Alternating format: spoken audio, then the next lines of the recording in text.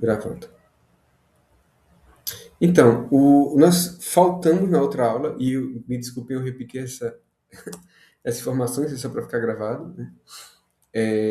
Implementar isso que a gente vai ver agora, que é a validation e o data annotation. Antes de mais, né, na nossa aplicação, nós precisamos zerar aqui, ou então fazer uma nova instância do grade, para permitir que a nota seja sempre atualizada na lista. Então, uma nota nova. Então, o grade vai ser new. É a primeira coisa que a gente precisa fazer. Depois, vamos agora atribuir dentro das nossas classes métodos de validação. Então, nós vamos usar como método de validação o Data Annotation Validation, que é isso aqui da Microsoft, o Data Annotation Validator da Microsoft, que permite que nós especifiquemos através de propriedades, por exemplo, aqui, ó, required, o string length, que é o tamanho mínimo da lente, ou da lente, não, da string, permite que a gente crie contextos específicos para os dados. Logo, vamos fazer isso nas nossas classes. Vamos aqui em Student primeiro, e vamos obrigar o utilizador a preencher o valor grade. O grade não, name. Para isso, nós vamos colocar aqui esse valor, required. Então, vejam que ele vai pedir a implementação de uma library, que é essa aqui, ó, Data Annotation Validation, ou Data Annotations. E agora, eu já tenho uma forma de garantir que o utilizador vai ser alertado se esse valor não for preenchido. Depois, vamos no grade. Eu posso, por exemplo, aqui especificar que eu quero que o utilizador, vou especificar um range, ele só coloque valores entre um range, que é um valor mínimo e um valor máximo. O meu range vai ser 0 e a nota máxima vai ser 20 valores. Então, se o utilizador colocar menos que 0 e mais que 20, ele vai ser alertado pelo Data Annotation. Vamos aqui no home, na página. Na página, para isso ser conformado, nós precisamos colocar as tags de Data Annotation, que vai ser, por exemplo, Data Annotation Validator, que ela pode ser auto-closed, e o Validation Summary, que está aqui já, que era para eu ter tirado, mas Validation Summary. Porque sem o Validation Summary, eu não consigo... E tá faltando o botão ali. Só Ctrl C aqui. Sem o Validation Summary, não, isso vai ficar antes do botão. Okay? Eu não consigo mostrar ao utilizador o que é que precisa ser alterado, certo? Então, eu preciso colocar o Validation Summary e o Data Annotation Validator. Mesma coisa aqui, ó. Validation Summary, porque são dois formulários. Não, aqui é Data Annotation Validator.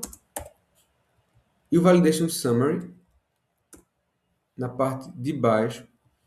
Pode ser na parte de cima também, onde eu quiser colocar o sumário, né? A informação de validação de dados. Eu estou colocando antes do botão Submit nos dois casos. Aqui eu vou colocar Add Student. E para melhorar a visualização da nossa página, eu vou colocar aqui o estudante. Então, eu vou colocar aqui um H3. Eu vou colocar aqui @student.name. Para quando nós adicionarmos o utilizador, ele poder ser mostrado aqui, certo? A gente poderia fazer algo só do name, por exemplo. Vou mostrar aqui como o que é a minha sugestão, por exemplo. Private string student name, certo? E vi aqui, em vez de fazer o student name, vi aqui fazer, por exemplo, student name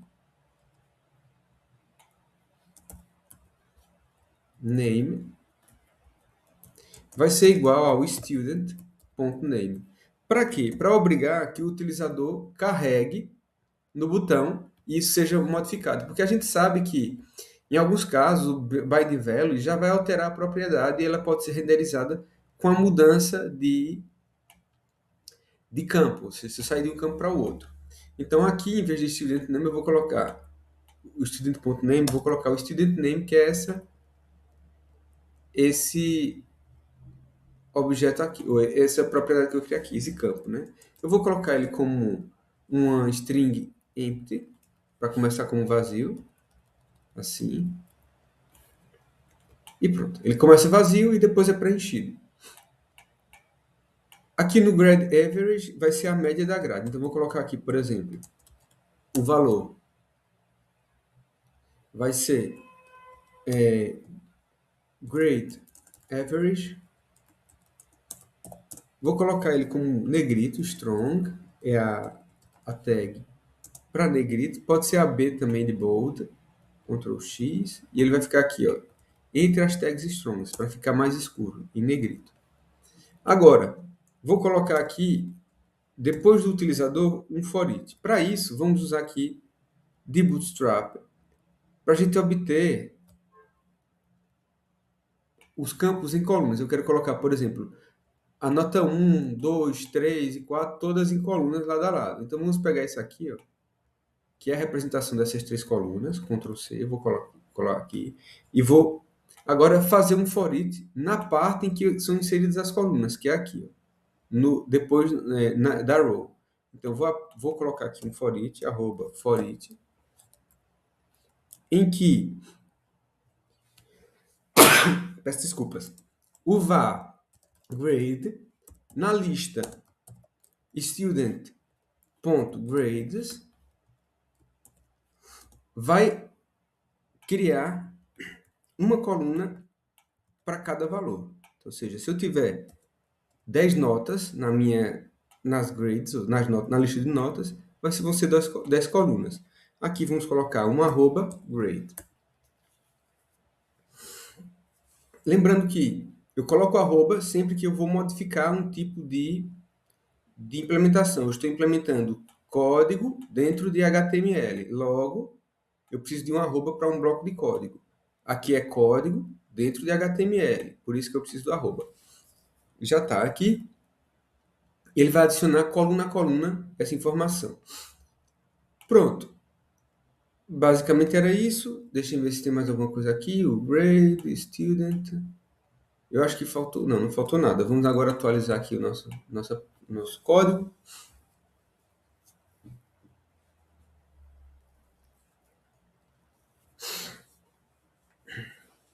Tá aqui. Vou tentar inserir o estudante, olha. Não tem nome, ele diz que o nome é obrigatório, então vou colocar aqui Fernando. Eu não sou muito criativo, por isso que eu coloco sempre o meu nome. Vejam que ele adicionou o nome Fernando.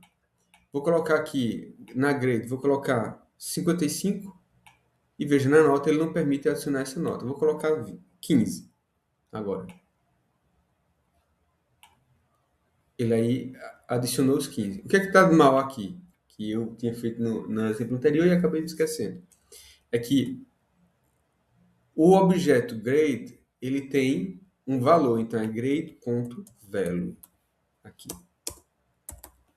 Vamos ajeitar um bocadinho para que as coisas, vamos consertar isso um bocadinho para que as coisas fiquem mais interessantes, certo? Ou seja, com mais espaços. Então, vamos fazer aqui, ó, vamos adicionar containers, que são, cadê aqui, formulário, grid, colunas, containers. Eu vou fazer um containers para que nós tenhamos objetos separados. Então, vamos colocar aqui, ó, esse formulário vai ser dentro de um container, div class container. Então, ele vai estar aqui, edit form vai estar dentro desse container. E eu vou colocar aqui, por exemplo, bg, certo? Info subtil. E vou colocar aqui, ó, um p de padding, traço 3. O padding é um espaçamento interno dentro de um bloco, ou seja, tudo que vai estar dentro desse container vai estar... Se eu conseguir separar... Desculpe. Ok.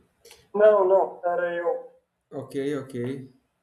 Então, eu vou permitir que todo o meu bloco, todo o meu código, né, tudo que está dentro, tudo, código não, né? HTML que esteja dentro desse container tem uma margem interna da borda do container para dentro de pelo menos três valores de CSS. Esse valor vai ser um valor que eu não consigo especificar para vocês, por exemplo, se é 10 pixels, 30 pixels, porque isso vai depender do valor da fonte, do tamanho do ecrã, etc. Então, 3. Vou fazer a mesma coisa aqui embaixo. Então, venho aqui, vou criar um container, um div class container, e vai ser igual. Só que eu vou modificar o background dela. Eu não quero o info. Info eu vou querer success subtil, certo? E aqui esse div vai lá para o final, porque eu quero que o edit form é que fique dentro desse container. Vou colocar mais coisas aqui. Vou colocar uma margem em Y de 2, para que desse bloco para esse bloco eu tenha uma margem de diferença. Aqui eu vou colocar margem 2 em Y também, ou seja, vertical. E aqui eu vou deixar isso como está. Nesse aqui, no Container Center, eu vou fazer igual. Vou colocar só margem Y2 também. E eu acho que agora tá. Vamos agora atualizar aqui o código.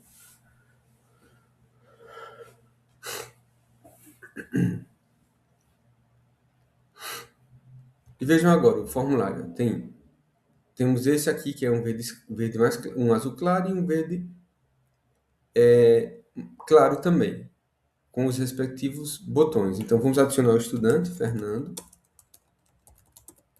add student, já adicionou aqui. Vamos adicionar as notas. Vou colocar 12, adicionou. 15, adicionou. Já está atribuindo a média aqui. 10, adicionou. Então, o que a gente vai fazer? Vamos colocar aqui as notas. E depois nós vamos fazer o seguinte. Especificar se o utilizador validou ou não o FCD. Se ele tirou uma nota abaixo de 10, ele não valida. Acima de 10, ele valida. Certo?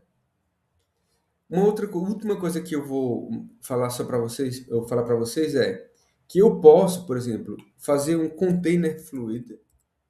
Isso é a diferença de um container normal para o que a gente vai ver agora. Que é o fluid, ele vai ser full width. Isso quer dizer que ele vai se estender a página toda. Ele vai de ponta a ponta. O container só ele não permite. Veja que ele não vai de ponta a ponta, mas o máximo possível que ele pode ir. Então ele veio daqui para cá e o outro tinha um pouco menos que isso. Posso adicionar aqui de novo, add student, nota, add grade, está aqui e pronto. Vou parar aqui a gravação. Vou parar